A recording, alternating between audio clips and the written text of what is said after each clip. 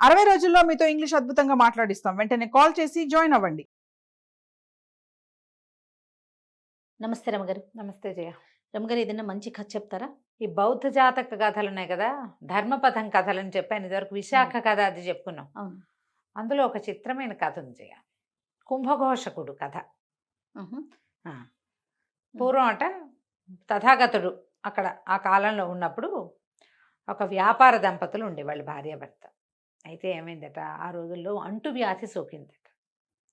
భార్యాభర్త ఇద్దరికీ అంటువ్యాధి వచ్చింది. ఆయన చాలా సంపాదించాడు, 40 కోట్ల రూపాయలు. ఆ రోజుల్లో 40 కోట్లు అంటే ఎంత ఎక్కువ. అయితే ఏం చేశాడట ఆయన, తన సంపాదన అంతా ఒక చోట దాచిపెట్టి వాళ్ళకి ఒకే ఒక కుమారుడు ఉన్నాడట. వాడి పేరే కుంభఘోషకుడు. ఆయన ఏం చెప్పాడంటే, అయ్యా మా ఇద్దరికి వ్యాధి వచ్చింది, నువ్వు మా దగ్గర ఉండద్దు, ఇంకా చిన్నపిల్లాడు కాబట్టి నీకు వెళ్ళిపో ఇక్కడి నుంచి దూరంగా ఎక్కడికైనా. కొంతకాలం తర్వాత వచ్చి మా మరణానంతరం మమ్మల్ని ఉన్న ఊరంతా వచ్చిన అంటువ్యాధి ఉంది, గవర్నమెంట్ వాళ్ళే ఏదో చేసేస్తారు, మా కోసం చూడొద్దు. తర్వాత వచ్చి ఇదిగో ఈ గుర్తుల ప్రకారం ఆస్తి స్వాధీనపరచుకొని ఉత్తరం రాసిపెట్టి పిల్లాన్ని పంపించేశారు. వీడు బాలుడుగా ఉండగానే ఇక్కడి నుంచి వెళ్ళిపోయాడు. ఒక 15 ఏళ్ళు, 12 ఏళ్ళు, 14 ఏళ్ళు అలా వయసు ఉంది. 15 ఏళ్ల లోపల వాడు. కానీ ఆ ఉత్తరం చూసుకుని వాడు ఇంకేం చేయలేక అక్కడే ఉంటే అమ్మా నాన్నతో పాటు పిల్లాడు కూడా అయిపోతాడు. అప్పట్లో ఈ మసూచి, కలరా లాంటి మహమ్మారి వ్యాధులు ఉండేవట, అంటువ్యాధులు. ఊరంతా ప్రబలినే. పిల్లాడు ఆ ప్రాంతం నుంచి వెళ్ళిపోయి 12 సంవత్సరాల తర్వాత తిరిగి వచ్చాడట. తిరిగి వచ్చి గుర్తుల ప్రకారం వెతుక్కుని వాళ్ళ అమ్మ వాళ్ళు పెట్టినవి, అమ్మా నాన్న చనిపోయారు, ప్రభుత్వమే అందరికీ చేసినట్టుగానే అనాథ ప్రేతాలుగా వీళ్ళ ఇల్లు గుర్తు ఉంది, వీళ్ళ భార్యాభర్త తెలుసు వాళ్ళకి. వీళ్ళ ఇంటి ప్రకారం దహనాదులు ఆ రోజుల్లో చేసే కార్యక్రమం ఏదో చేసేసాడు. వీడు తన పాత పడిపోయిన ఇల్లు అవన్నీ చూసుకున్నాడు. 40 కోట్లు ముందు వస్తువు ఉంది, డబ్బంతా అక్కడే ఉంది, ఎవరు పట్టుకోవాలి. కాకపోతే ఏమనుకున్నాడు, నేను సడన్గా బికారిని వచ్చి అదేదో ఊళ్ళో ఏదో పని చేసుకుని పొట్టపోసుకున్న వాడిని, రూపాయి లేకుండా వెళ్ళిపోయాడు అక్కడి నుంచి. 12 ఏళ్ళు బతకాల అబ్బాయి ఏవో రకరకాల పనులు చేసుకున్నాడు. తన ఆస్తంతా ఇక్కడ ఉందని వాడికి తెలుసు. ఓకే. ఇప్పుడు వచ్చి ఒకేసారి రాజునైతే ఇంత డబ్బుని ఇది చేసుకుంటే ఎలాంటిది వస్తుందో వీళ్ళు నమ్ముతారో నమ్మరో.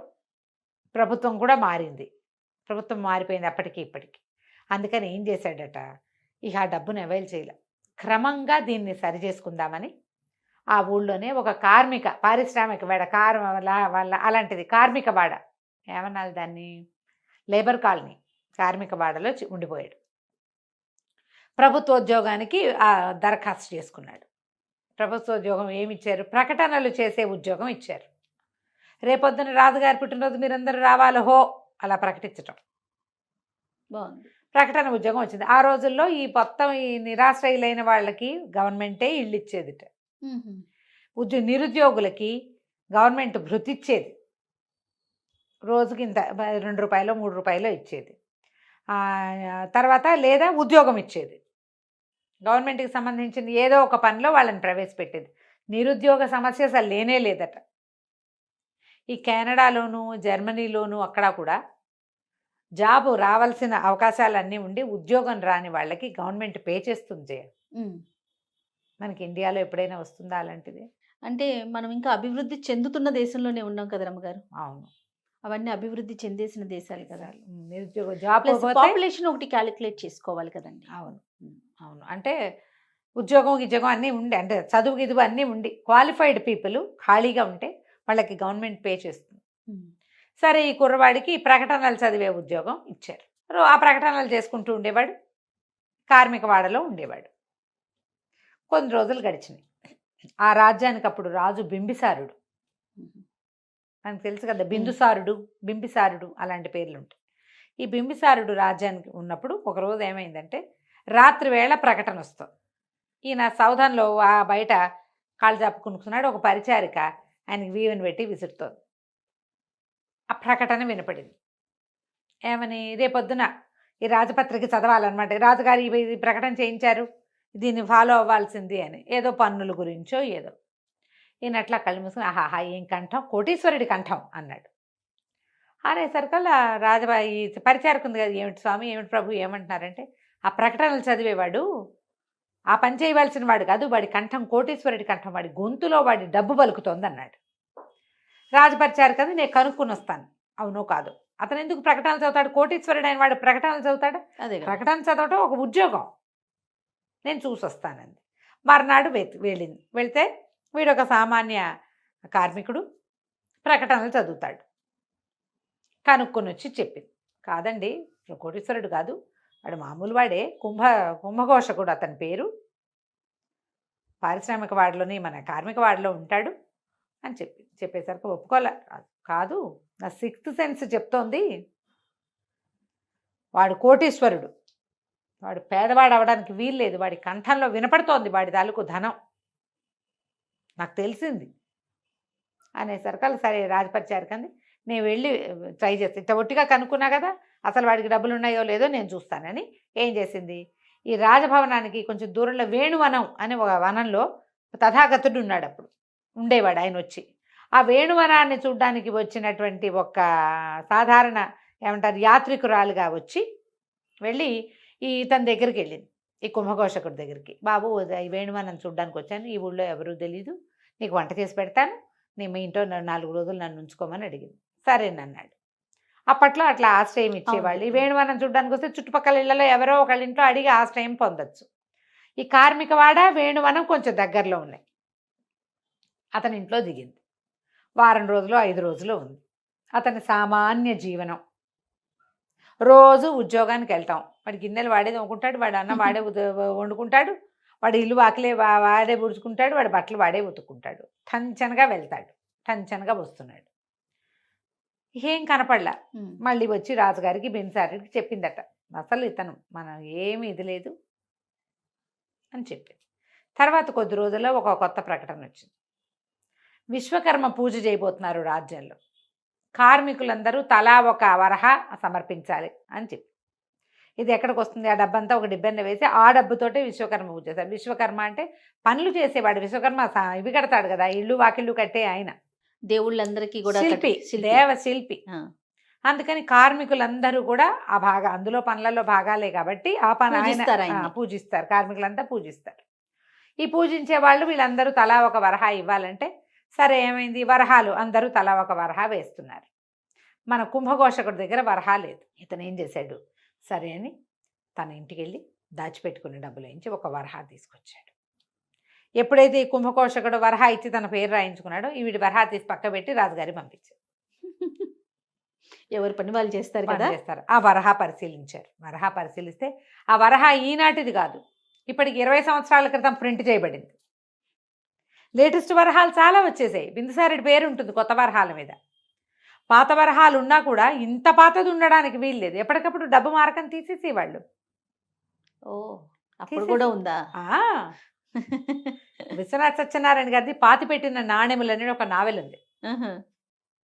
2 అన్నదమ్ములు వాళ్ళు. ఓకే, అది ఇంకో కథ, కానీ ఇందులో చెప్పేస్తున్నాను. 2 అన్నదమ్ములైతే తన పేరుతోటి ముద్రింపించాడు. పెద్దవాడు, 2 ట్విన్స్ వాళ్ళు. రెండో వాడు మొదటి వాడిని సంహరించి ఆ నాణ్యాలన్నీ పాతిపెట్టించేస్తాడు. ఓహో, తన పేరు వేసుకుంటాడు. మళ్ళీ ఆ చివరికి అతని భార్య కడుపుతో ఉన్న ఆవిడ పారిపోతుంది, ఆ కథలో వెళ్ళిపోతుంది. ఆ పిల్లవాడు రాజవుతాడు, మళ్ళీ వస్తాడు వెనక్కి. తండ్రి మరణించాడని తండ్రిని అతన్ని చంపరు, కవలల్లో ఒకడిని సంహరించరు, దాచిపెడతారు. ఓకే, అది లెక్క. పైగా వాడు చనిపోతే రెండో వాడు కూడా చనిపోతాడు. అది వాళ్ళ ఇది.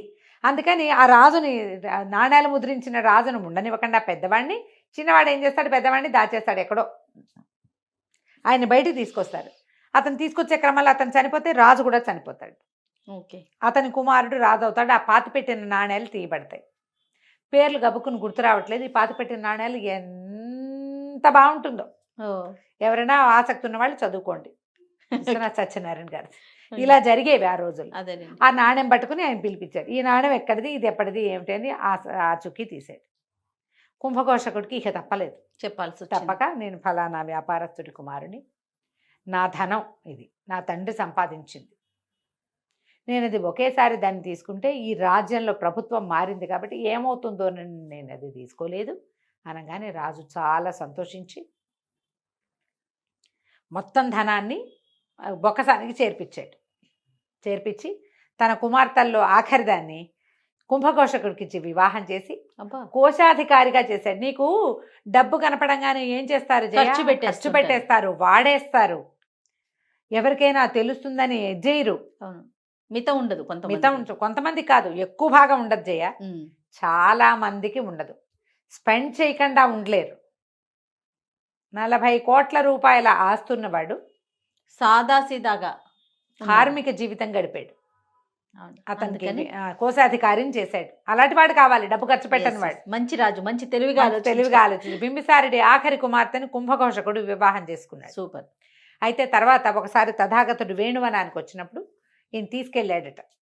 ఎట్లా ఇంత కోటీశ్వరుడైనటువంటి అతను కార్మిక జీవితం గడిపాడు, భగవంతుడికి బుద్ధుడికి ఆయన తెలియజేశాడట. ఓకే. తెలియజేస్తే బుద్ధుడు చెప్పిన ఒక శ్లోకం చెప్తారు. అందులో ఏంటంటే, సంయమనం ఉన్నవాడు వాడికి ఎప్పుడు కూడా వాడి కీర్తి సంపద వృద్ధి పొందుతూ ఉంటాయి. స్థిమితం కావాలి మనుషులకి. అంతే. పెనం మీద పేలగింజలాగా పలిపోకూడదు. అటు ఇటు పడిపోతే ఏముంది, బయట పడిపోతాం. స్థిమితంగా ఉంటే మన గుర్తింపు మనకు వస్తుంది. అతనికి గుర్తింపు వచ్చింది, సంపద వచ్చింది, కీర్తి వచ్చింది. సూపర్. మనం ఇంటికి ఎంత నీతి ఉందో రమ్మగారు, ఆలోచిస్తే చాలా మంచి నీతి కథ. ఈ ధర్మపదం కథలు చాలా బాగుంటాయి. కాకపోతే చిన్న చిన్న కథలు. ఎక్కడ చిన్నదండి, చాలానే చెప్పారు రమ్మగారు. నేను చెప్పాను కాబట్టి మీరు చదివితే పేజీన్నర కథ ఇది. అవునా? మధ్యలో విశ్వనాథ్ సత్యనారాయణ గారు వచ్చారు కదా. అవునవును, అందుకని కథ పెరిగింది. రైట్ అండి. నమస్తే రమ్మగారు. నమస్తే.